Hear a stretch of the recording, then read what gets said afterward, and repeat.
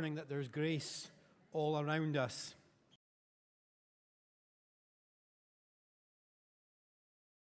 This morning, so, okay, that's fine. An army commander, an unnamed teenage maid, and a prophet that is chosen by God. If I was to ask you who would be the hero of the story involving these three people, who would you most likely pick? And this morning, that's what we're going to do. We're going to explore a story from approximately 2,875 years ago. And the story starts by telling us that the king of Aram had a great admiration for a guy called Naaman, who was the commander of his army. And because through him, the Lord had given Aram great victories. But though Naaman was a mighty warrior, he suffered from leprosy. Now, as a commander of the army of Aram, part of Naaman's job would have been to carry out like border raids against the people and the territory of Israel. They'd have competed for territory and trade routes. So it might be surprising that the Lord gave him any victories at all. But God is not just the God of Israel. God is the God of all nations. And sometimes in the Old Testament, God gave Israel's enemies victory against them to help draw the people back to God in the first place. So Naaman was a guy who was suffering with leprosy, which was a skin disease that would involve discolored or white patches on the skin, sores, swelling, hair turning white, and in several long-term cases, or severe long-term cases, the loss of sensation and deformity. And for those of you who are interested in Googling skin diseases, shall we look at some pictures this morning? No? Oh, okay. Well, maybe skip past that slide then. But if you were to Google leprosy, you'll see that apparently Hansen's disease would be the most modern-day equivalent. I'm getting a couple of nods there, so that must be correct. And with today's medicine, leprosy would be totally treatable. But back then, it could have been fatal and resulted in people being rejected and being made to live on the outside of the town or the city. And at this time, the Armenian raiders had invaded the land of Israel. And among their captives was a young girl who'd been given to Naaman's wife as a maid. And one day, the girl said to her mistress, "I wish my master would go and see the prophet in Samaria. He would heal him of his leprosy." Now, Naaman decided he'd probably rather not have an awful and potentially fatal skin disease. So he told the king, his king, what the young girl from Israel had said. "Go and visit the prophet," the king of Aram told him. "I will send a letter of introduction for you to take to the king of Israel." So Naaman starts out, he's carrying gifts, 750 pounds of silver, 150 pounds of gold, 10 sets of clothing, and the letter to the king of Israel, which says, "With this letter I present my servant Naaman. I want you to heal him of leprosy." But when the king read this letter, he tore his clothes in dismay. And he says, "This man sends me a leper to heal. Am I God that I can give life and take it away?" I can see that he's just trying to pick a fight with me. And what's happening here is the king is fearful because he knows he doesn't have the power to heal anyone. And he's thinking, if I can't heal him, this might then give them an excuse to attack us. But Elisha the prophet heard what was going on, and he decides to send a message to the king. And he says, "Why are you so upset? Send this guy Naaman to me, and he will learn that there's a true prophet in Israel." So Naaman thinks to himself, right, we're cooking with gas here. I'm finally going to get healed. So he rocks up at Elijah's gaff with all his horses and chariots, as you do, waits for Elisha to come to him, but he doesn't appear. Instead, he sends a messenger who simply tells him to go and wash in the Jordan 7 times. If you do that, your skin will be cleansed and you'll be fully healed. Now, to you and me, you might be thinking, hey, that sounds quite straightforward. I can do that. I can go down to the river and wash 7 times. But Naaman is absolutely livid. Who does this guy think he is? He didn't even come to the door to meet me. Does this messenger, does this prophet not realize who I am? I expect him to wave his hand over the leprosy and call on the name of the Lord, and his God would heal me. But instead of getting this quick fix, Naaman had to do something that seemed a little bit odd to him. Now, Naaman wasn't alone. There was army officers that had traveled with him, and they tried to reason with Naaman. And they say, "Sir, if the prophet had told you to do something very difficult, wouldn't you have done it? So you should certainly obey him when he simply says, 'Go and wash and be cured.'" And at this point, Naaman decides, well, I've got nothing to lose. I'm going to go down to the river. I'm going to dip in it 7 times as instructed. He does that, and he's completely healed. And Naaman is so pleased, he goes back to Elisha and offers him all the gifts that he had taken with him. Elisha politely refuses several times, saying, "As surely as the Lord lives, whom I serve, I will not accept any gifts." And I think what Elisha's doing in that moment is showing us that when God moves, it's not us that deserves any recognition, only God. And if you ever find yourselves reading the Old Testament, which I hope you do from time to time, you'll see that it's full of seemingly random stories a bit like this one. But if you scratch beneath the surface, there's a whole lot to learn from it. So what is this story saying to us today? And first of all, I have to acknowledge those that are in the online life group. We looked at this a couple of weeks ago. One of my cheat codes for preparing a sermon is get your life group to help you look at the story 2 weeks before. And anything that's brilliant and inspirational probably came from them, to be fair. But I'm aware as we're looking through this story, there is some people this morning that are also going to dip in the water later on. But just to be clear, this story is nothing to do with baptism. But it is a story about how we deal with issues of pride.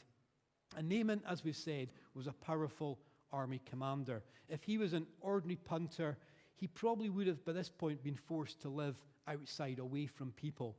But his job title gave him status and privilege. But before he gets to Elisha, he first visits the king of Israel. And as we know from the story, Naaman had asked the king to send him to the prophet in Israel.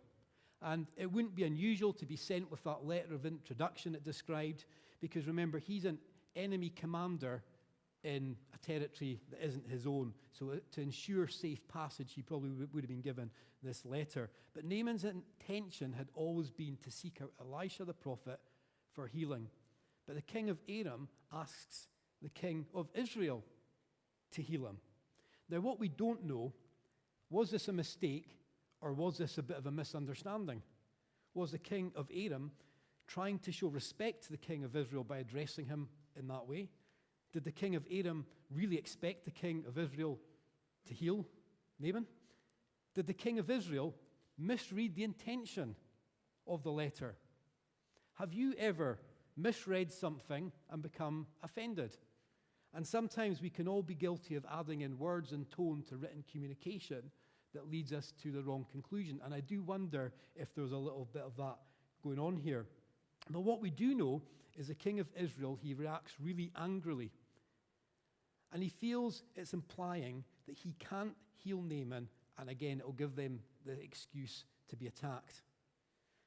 But then Naaman, he heads to see Elisha, who's the prophet, who sends the messenger to pass on the instructions. And it's not clear why Elisha did that. But maybe Elisha was busy and tied up with someone else at that moment. In my workplace, it's not unusual for sales reps to turn up unannounced, completely out the blue, and expect to see me there and then. And more often than not, the answer is a polite no, because I'm not trying to be rude or difficult, but I'm already dealing with something. I'm in the middle of something.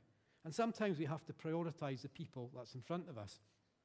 But what we do see is Naaman's pride taking a real dent here, as the army commander is forced to deal with this lowly messenger. And because of Naaman's position, this clearly upsets him to the point where he's left in a rage. So maybe the real healing that God's wanting to take place in the life of Naaman is not to do with the condition of his skin, but actually the condition of his heart. And the Bible speaks to us a fair bit about the dangers of letting pride take over our lives. And I could have picked a gazillion verses from the Bible about pride, but in Proverbs 11:2 it says simply, pride leads to disgrace, but with humility comes wisdom. Who wants to be wise this morning? Well, we need to walk in humility. And when you have a job title like Naaman had, I think walking in humility probably can be quite difficult at times. And that's the same in any leadership role that you have, where people look to you for answers, regardless of how many people that you might be leading. But what happens when that position is taken away from us for whatever reason? You know, at this point, Naaman was clearly still around people, the army officers that advised him. Maybe his leprosy was actually just at an early stage. Maybe he feared it was going to get worse to the point where he was going to be forced to live on the outskirts of town, and no longer would he be known as Naaman the commander, but instead he'd be known as Naaman the leper. And what was going on in his mind, in his heart, thinking that that might be how he's known instead. But when we allow pride to take root in our lives based on our titles and achievements, I think when the bumps of life come along, they hit us much harder. But if we learn to walk in humility, I think that helps us deal with the bumps in the road a lot better. Because our starting point is not, look at me, I'm Naaman the commander.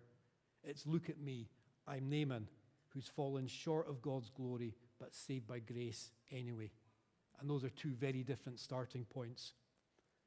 There's a Jesuit priest called Richard Rohr, who a number of us have read a number of his books. And he has one book called Falling Upwards.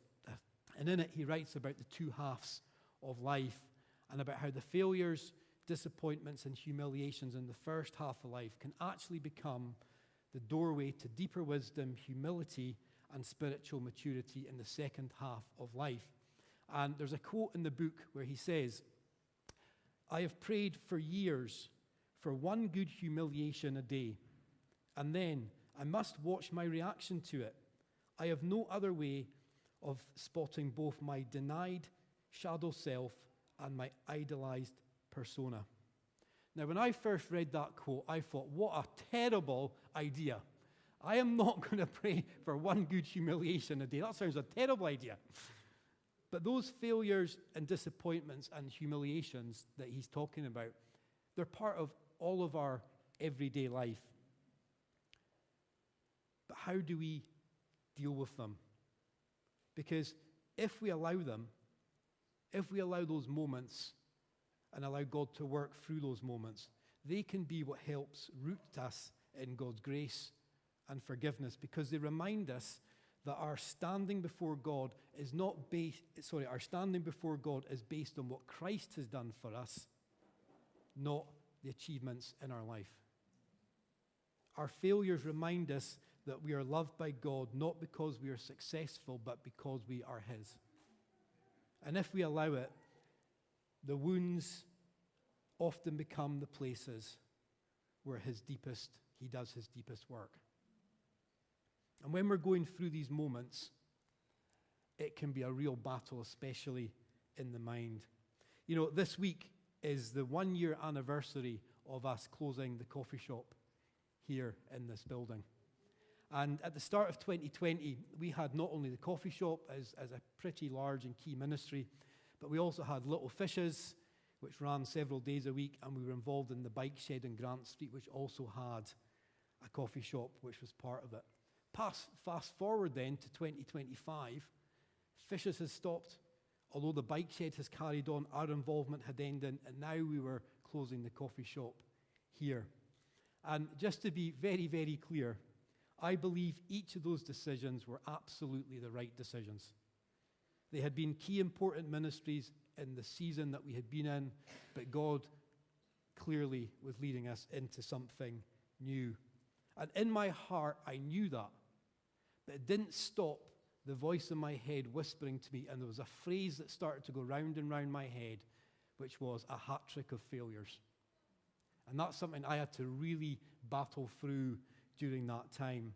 And as Richard Rohr says, what is our reaction in those moments? Is it to storm off in a rage like Naaman. That's it, I'm done, forget everything, I'm going to go and live on a beach all on my own. Maybe some days you feel like that. Or is it to lay down our agendas, surrender to God's plan and purpose for our lives, and trust the process? And Tiffany, if we could have the sound for this video. It's from a guy, Bill Johnston, from the church Bethel in America, which some of you know. And I just liked what he had to say around trusting and obeying. Make mystery your friend. Make mystery your friend, because that's where you learn to trust. If we understand everything, we have a God who looks just like us. When you embrace mystery, you end up looking like him. To the measure you embrace mystery is the measure he'll entrust to your revelation. If I can trust him when I'm clueless, then he will trust me at the right time with the understanding and the wisdom that I need. This is a co-laboring relationship where I don't need to understand to obey. All I need to know is what do you want me to do? We don't need to understand to obey. And just thinking back to the song we were singing this morning, and what Vanita said about the Red Sea. You know, when Moses is standing before the Red Sea, you know, raise your hands or staff and the waters are going to part. Really?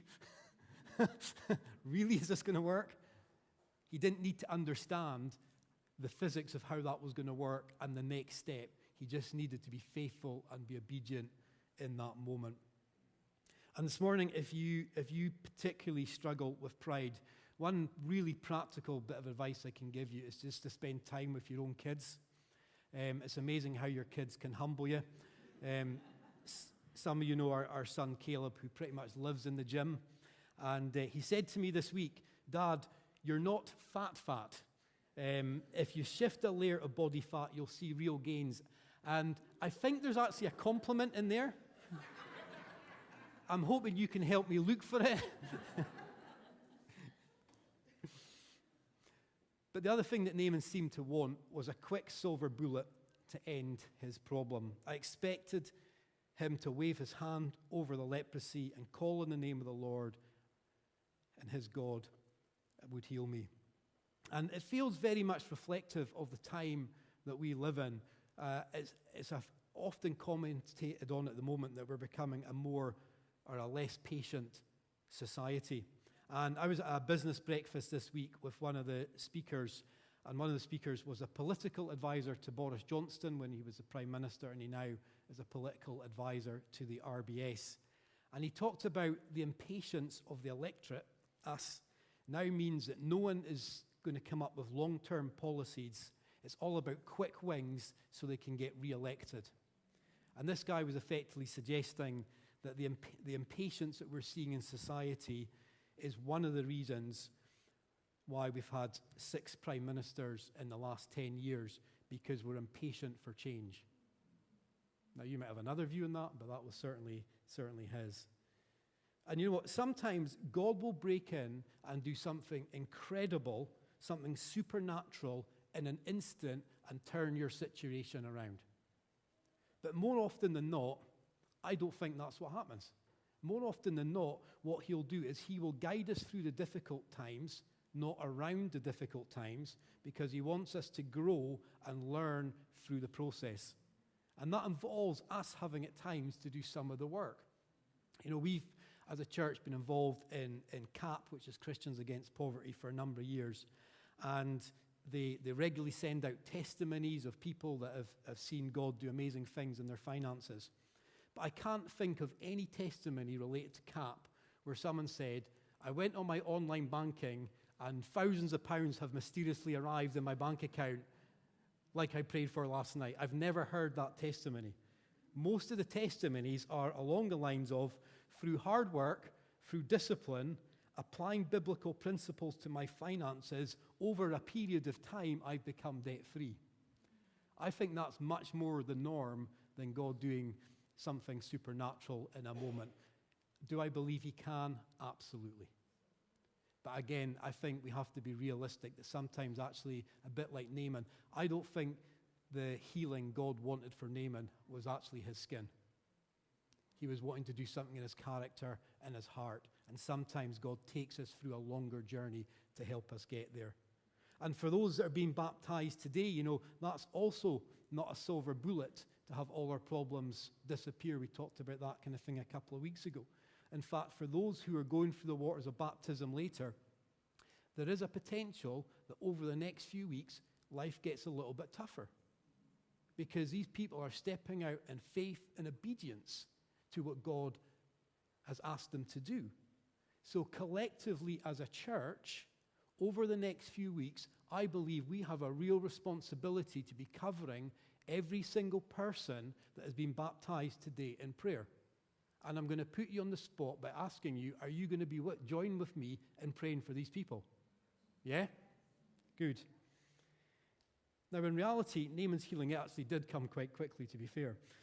But it came as a result of him being obedient to what God had said to him. He didn't need to understand, but he did need to obey.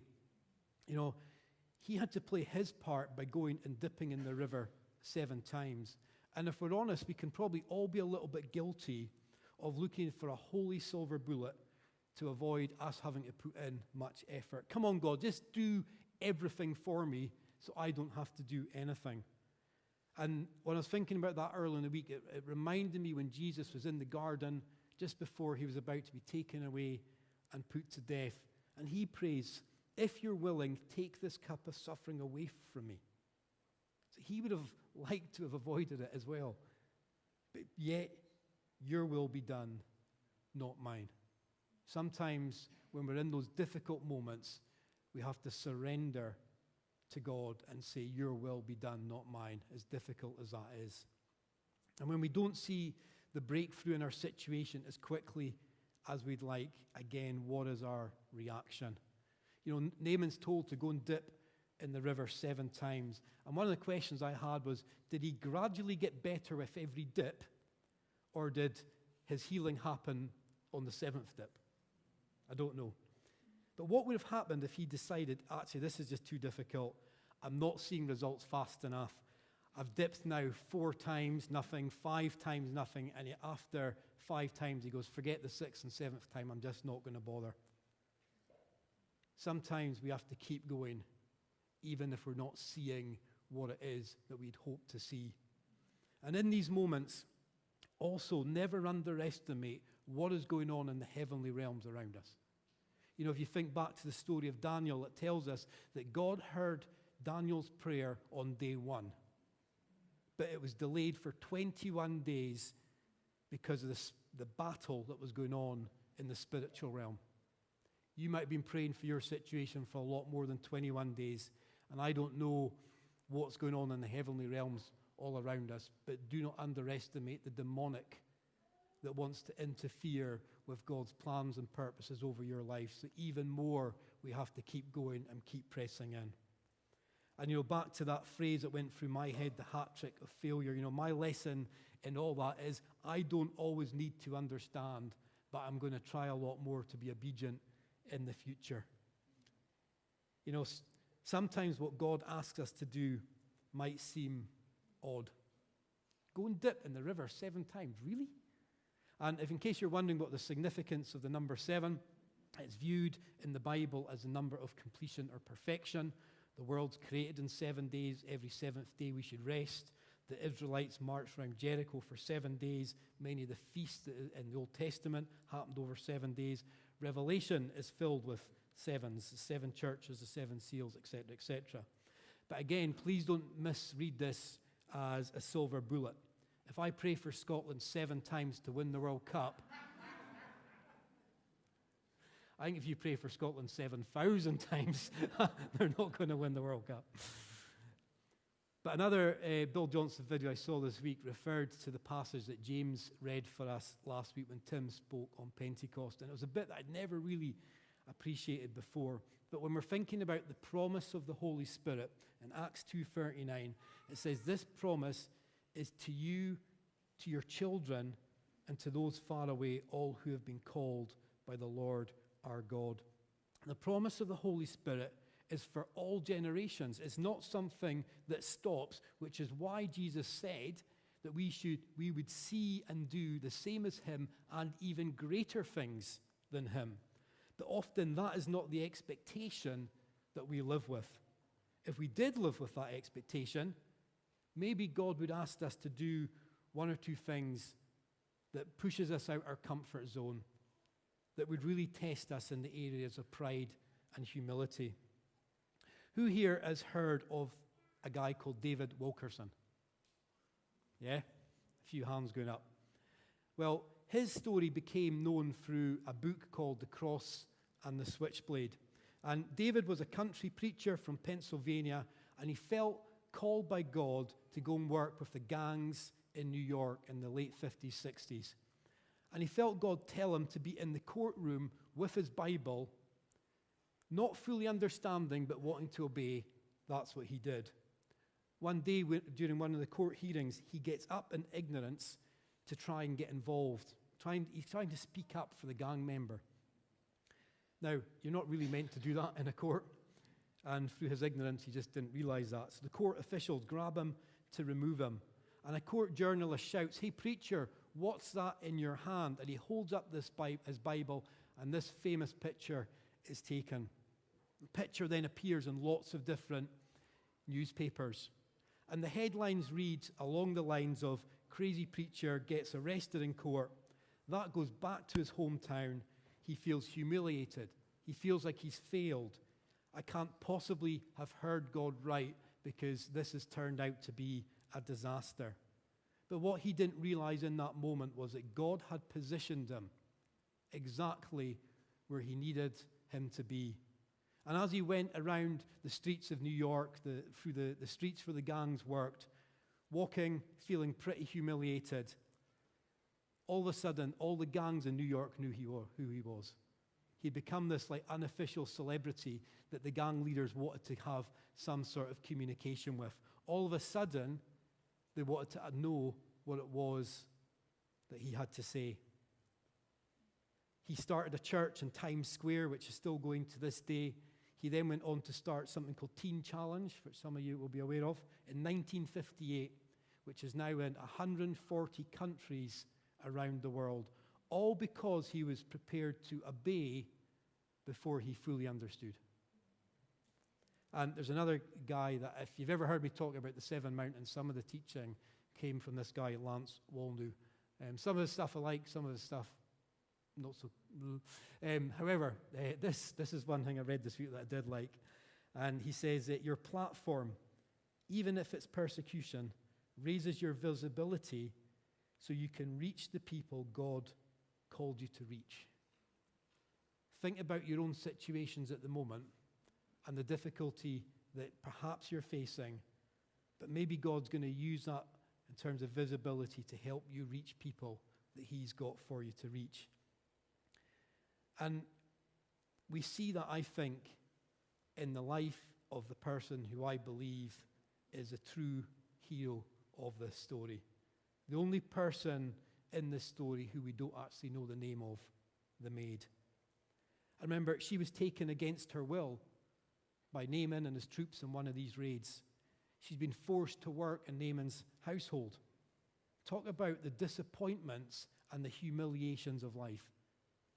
Captured and taken away from your family, forced to do a job that you don't want to do. But what we see in her is how she has allowed that deeper doorway to deeper wisdom, humility, and spiritual maturity. And I think that's evident in her reaction. Rather than be good, this master that's taken me into captivity, good enough for him that he's got leprosy. I hope he really suffers.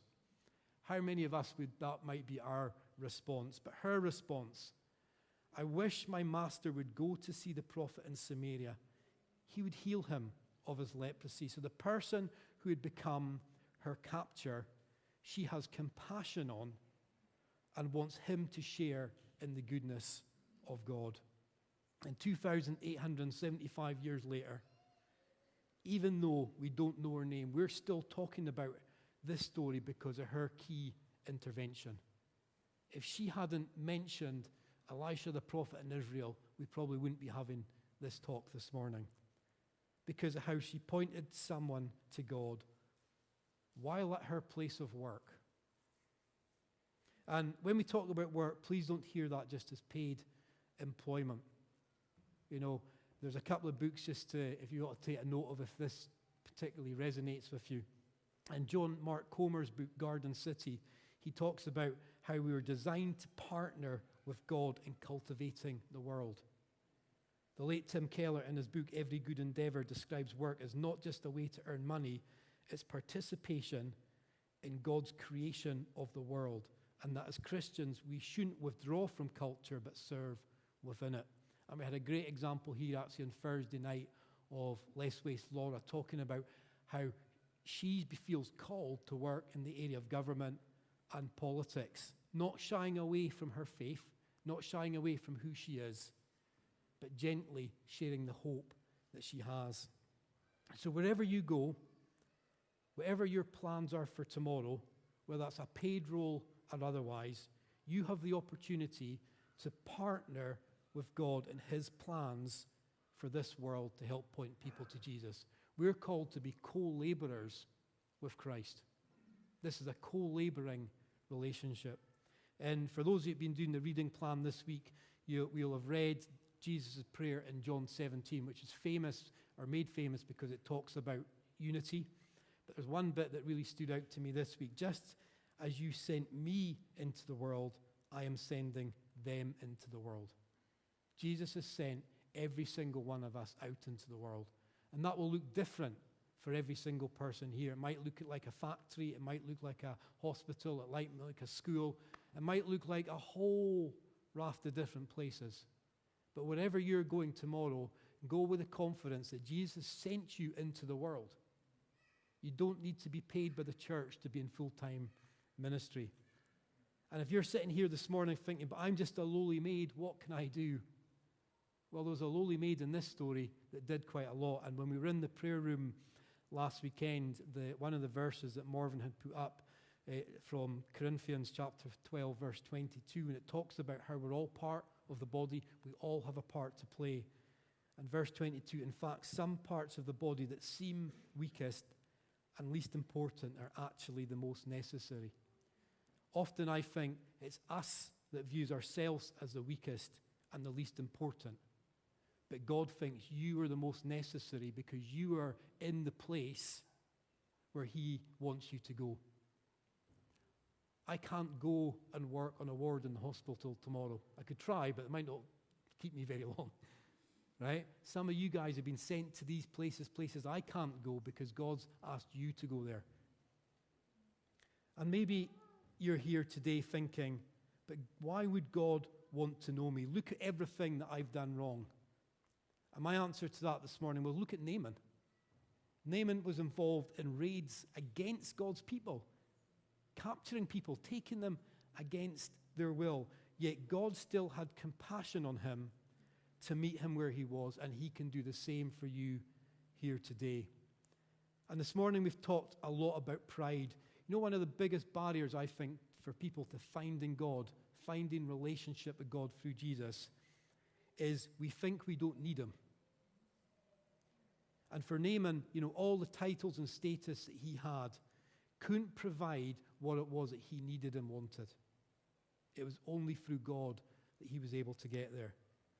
And in a moment, the young people are going to come back through, and we're going to hear from some of those who are going to be baptized. And they've all done one of the hardest things any of us can do. They've acknowledged that we all have a need for a Savior. And today, through accepting Jesus as your Savior, you can experience all the things that God has for you. But like Naaman, we have to play our part in the process by humbling ourselves and acknowledging our need for Him. And if you're here today, and if anything that I said in the story we've been looking at resonates in any way, then we would love to be able to share and talk more with you. If you make yourself known to myself or Sarah or perhaps someone that you've come with this morning. Maybe you today have gone, actually, I've never recognized that I need a Savior, someone to come in to reconcile my relationship with God. Well, you can do that today. And we're going to hear, like I say, in just a moment, about some of the young people that have made that decision. Just on cue. Perfect timing. Hello. Now, for anyone to get up here and share some of their testimony is a big deal. I remember the first time I ever spoke from the front of here, the most terrifying thing I ever had done. I vowed I'm never doing that again, but hey, here I am. So when these guys come forward, what we want you to do is to give them as much encouragement as you possibly can muster. Are you up for that this morning? Yeah? So we have 4 people that's going to be baptized down at Doors Beach. You're going to hear from 3 stories this morning. So Tom, our founding pastor, he's bringing his grandson down from Tain. He's going to be baptized as well, but they're meeting us at Doors Beach. It just wasn't possible for them to get down for this part of our proceedings as well. So some of the young ones I think are going to come through as well. In just a moment.